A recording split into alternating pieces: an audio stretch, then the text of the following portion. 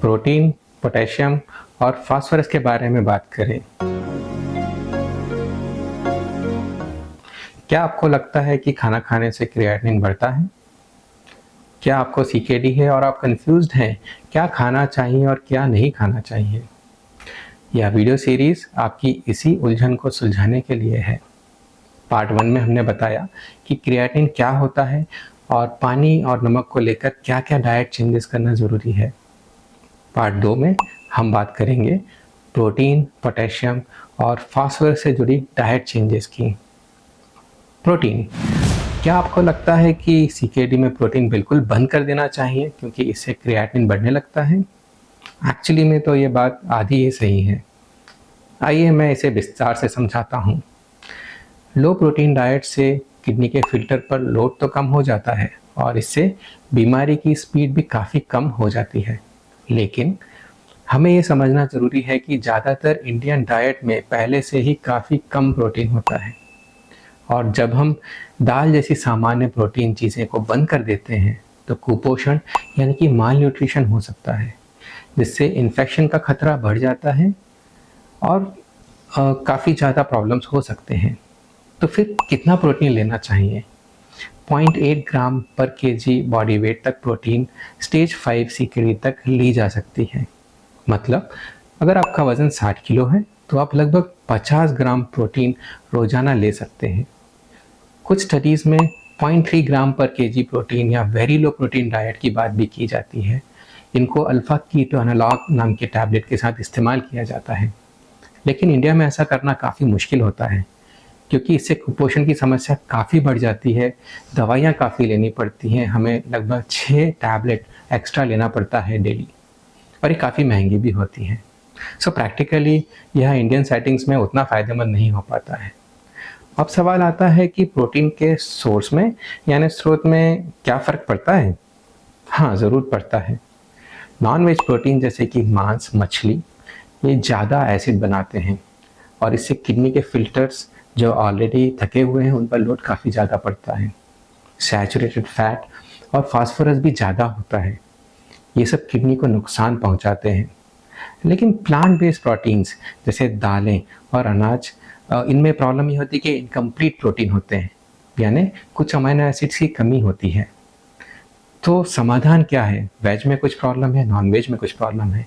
सो plant based protein को लेना चाहिए और इनको लो फैट दूध और एग वाइट के साथ कॉम्प्लीमेंट करना चाहिए। इससे आपके प्रोटीन की ज़रूरत भी पूरी हो जाती है और प्रोटीन कंप्लीट भी हो जाता है। सारांश में शाकाहारी प्रोटीन को ही प्राथमिकता दें और ज़रूरत हो तो एग वाइट या लो फैट डेयरी से इसे पूरा किया जा सकता है। अब हम बात करते हैं पोटेशियम की। पोटेशियम सीकेडी में फिल्टर नहीं हो पाता है और खून में इसका स्तर बढ़ने लगता है। ज़्यादा पोटेशियम होने से हमारे दिल की धड़कन पर असर आ सकता है, वो धीरे हो सकती है।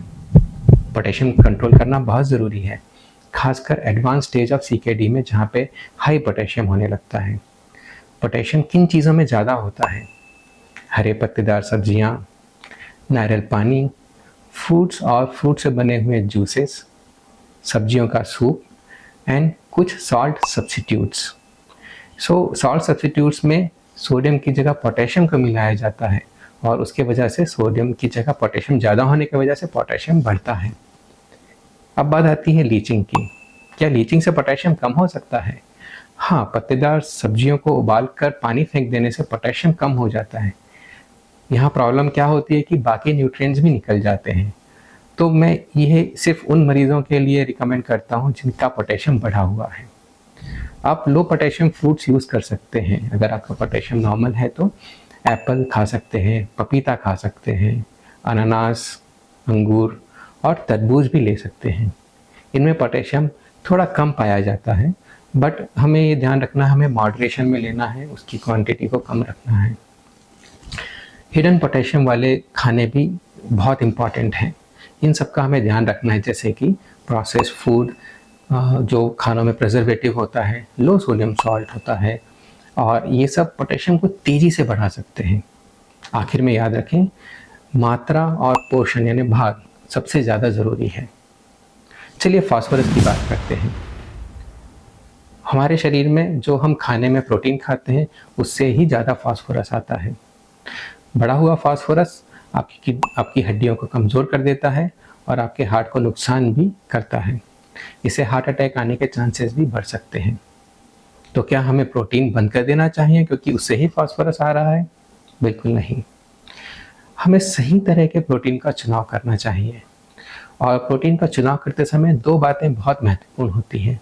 प्रोटीन टू फास्फोरस रेशियो, मतलब हर प्रोटीन कितना फास्फोरस जनरेट करता है वो अलग होता है। ऑर्गेनिक और इनऑर्गेनिक फास्फोरस, हर फास्फोरस उतना एब्जॉर्ब नहीं हो पाता है बॉडी में।